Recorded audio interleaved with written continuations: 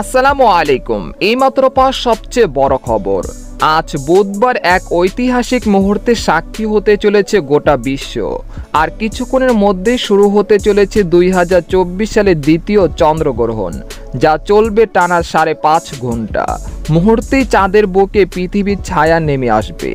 এটি 50 বছর পর দীর্ঘতম চন্দ্রগ্রহণ হতে চলেছে, যে দৃশ্য দেখার জন্য অধীর আগ্রহে অপেক্ষা করছেন জ্যোতির্বিজ্ঞানীরা।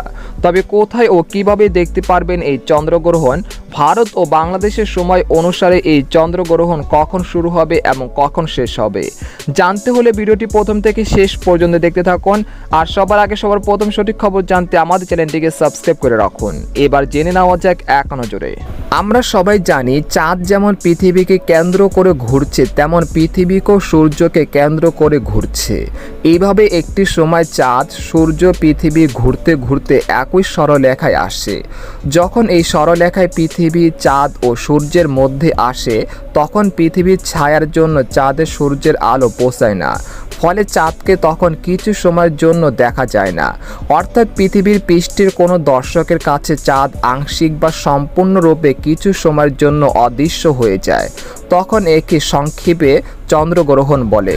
এদিকে বছরের দ্বিতীয় চন্দ্রগ্রহণ শুরু হতে যাচ্ছে বুধবার। দেখা যাবে কোথায় থেকে। চলতি বছরের দ্বিতীয় চন্দ্রগ্রহণ হবে আজ বুধবার। তবে আংশিক এই চন্দ্রগ্রহণটি বাংলাদেশ থেকে দেখা যাবে না। বছরের দ্বিতীয় চন্দ্রগ্রহণ বুধবার দেখা যাবে কোথা থেকে? বাংলাদেশের সময় বুধবার সকাল 6টা 39 চন্দ্রগ্রহণ শুরু হবে। সকাল 8টা 44 গ্রহণ চূড়ান্ত পর্যায়ে পৌঁছাবে। গ্রহণ শেষ হবে সকাল 10টা 49। যেহেতু গ্রহণটি চলাকালীন সময় আমাদের দেশে দিন থাকবে, তাই বাংলাদেশ থেকে এই গ্রহণটি দেখা যাবে না।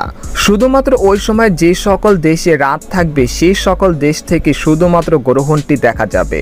বাংলাদেশ থেকে এই গ্রহণটি দেখা না গেলেও অ্যান্টার্কটিকা, পশ্চিম ভারত মহাসাগর, আফ্রিকা, ইউরোপ, আটলান্টিক মহাসাগর ও পলিনেশিয়া অঞ্চল থেকে আংশিকভাবে এই চন্দ্রগ্রহণ দৃশ্যমান হবে। কোরআন ও হাদিসের আলোকে সূর্য গ্রহণ নিয়ে আমরা জানতে পেরেছি যে চন্দ্র ও সূর্য মহান আল্লাহ তাআলার নিদর্শন সমূহের মধ্যে দুইটি নিদর্শন, আর তাতে গ্রহণ লাগা আল্লাহ তাআলার হুকুমেই হয়ে থাকে। তাদের নিজস্ব কোনো শক্তি বা ক্ষমতা নেই।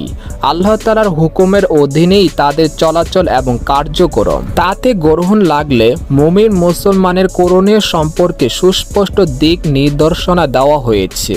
সুতরাং চন্দ্রগ্রহণ এ সময় বেশি বেশি দোয়া করা, তাসবিহ পড়া, তাওবা ইস্তেগফার করা, নামাজ পড়া এবং দান সৎকার আবশ্যক কর্তব্য।